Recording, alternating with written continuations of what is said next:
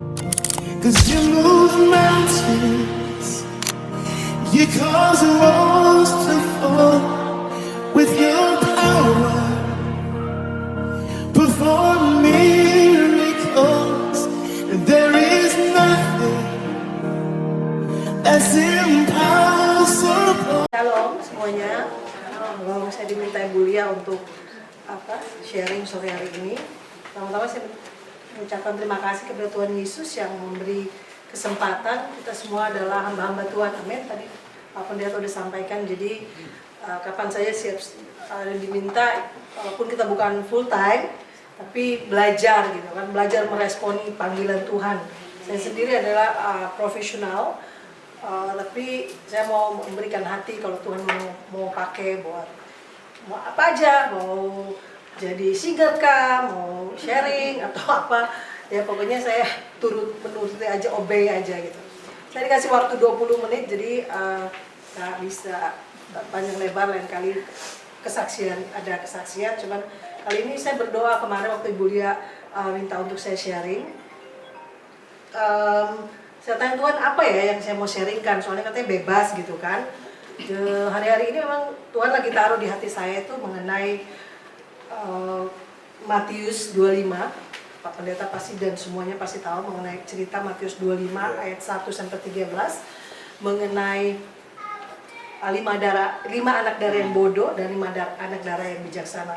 Saya bacakan aja yang ayat 13, Matius 25:13. Karena itu berjaga-jagalah, karena kamu tidak tahu akan hari maupun akan saatnya. Ada 2 misteri di dalam hidup kita yang kita tidak pernah ketahui. Yang satu adalah kapan waktu kita dipanggil Tuhan dan kapan Tuhan Yesus datang. Gak ada satupun yang tahu. Itu merupakan rahasianya Tuhan. Jadi tahun lalu bulan Februari tepatnya, suami saya yang tadinya sehat-sehat gitu, cuman kayak muntah-muntah gitu, bawa ke rumah sakit. Pokoknya dalam waktu 2 hari dia dipanggil Tuhan. Kemudian saya juga ada teman saya ajak kebetulan di sini, namanya juga Lia juga gitu. Dalam waktu 2 minggu saya dan Lia itu juga kehilangan suaminya yang tadinya waktu dalam 20 menit yang lalu masih ngobrol sama suaminya. Lia ke bawah, pas ke bawah lagi dia udah ke ruangan bawah, maksudnya suaminya juga udah tergeletak. Jadi tidak ada yang tahu kehidupan kita. Makanya saya setelah suami saya dipanggil Tuhan mendadak gitu, saya jadinya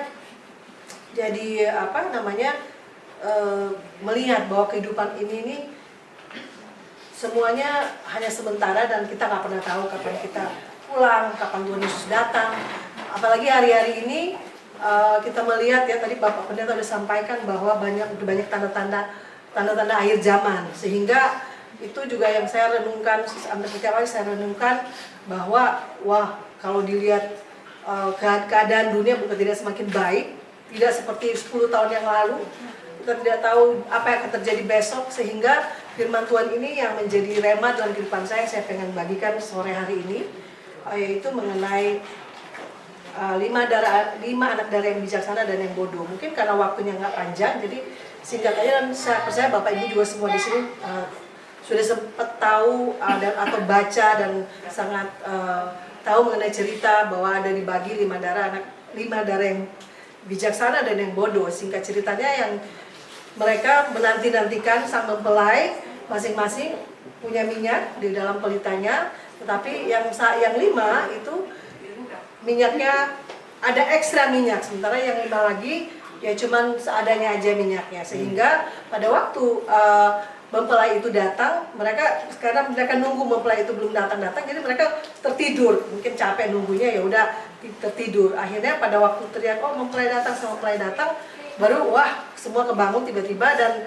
yang 5 ini, minyak saya udah mau habis, buru-buru pergi lari beli minyak, minta sama temennya, bagi dong. Temennya bilang, enggak, nanti kalau saya bagi saya nggak cukup gitu. Akhirnya mereka pergi, dan waktu mereka balik, mempelai dan yang 5 anak darah yang bijaksana itu sudah masuk ke dalam, dan akhirnya mereka ketinggalan di luar. Jadi pesannya yang mau disampaikan lewat ini, yang saya pelajari, yang saya juga dapat, bahwa sebenarnya ke-10 orang ini yang disebut bijaksana sama yang bodoh itu adalah lambang orang Kristen masa kini, di mana kita ada kelompok orang Kristen yang memang mempersiapkan kehidupannya, mempersiapkan minyaknya, menanti-nantikan Tuhan. Tapi seperti tadi Pak Pendeta bilang, bahwa kehidupannya tuh kita benar-benar menantikan Tuhan. Maksudnya tidak jadi bukan jadi orang Kristen yang rutinitas kerjanya setiap hari Minggu.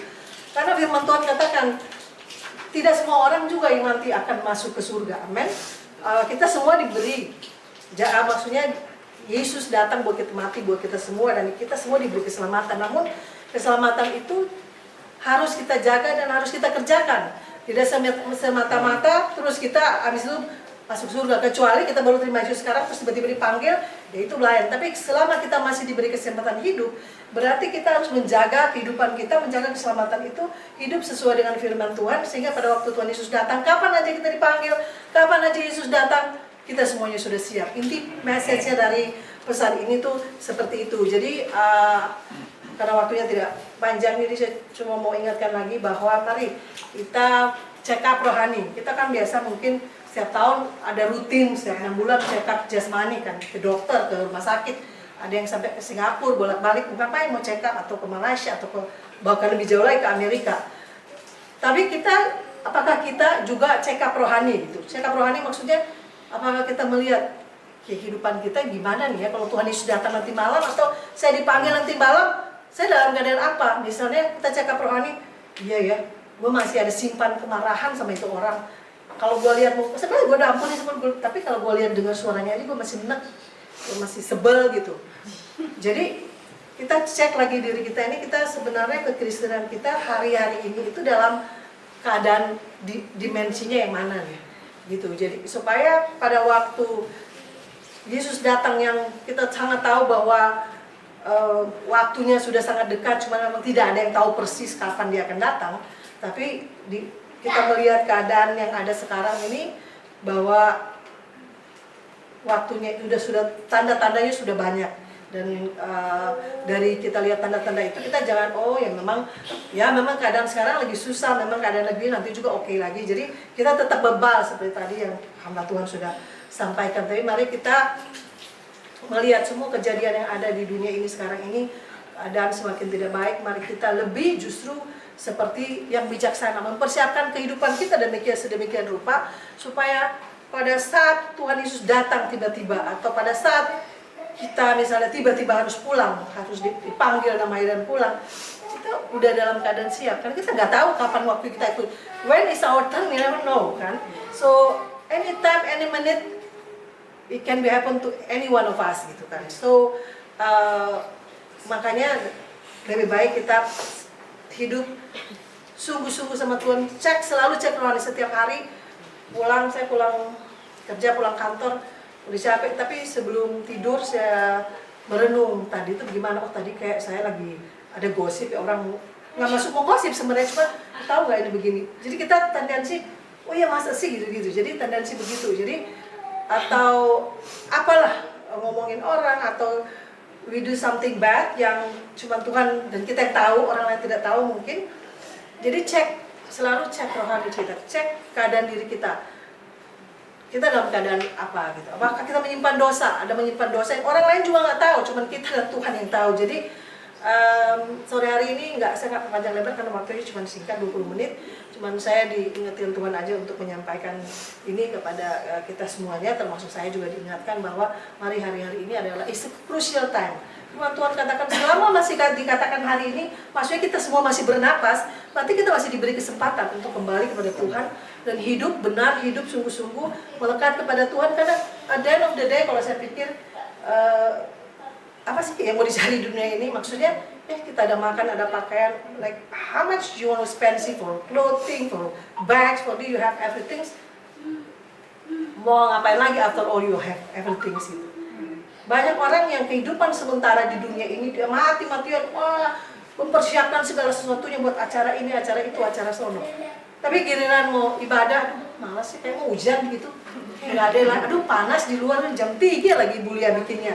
Kayaknya nggak dulu deh, gue mau ini aja deh, mau ngasuh tuh ada temen lagi ngajak mau ngopi di Plaza Senayan, udah lama nggak ketemu ya gue kesana aja deh gitu kan.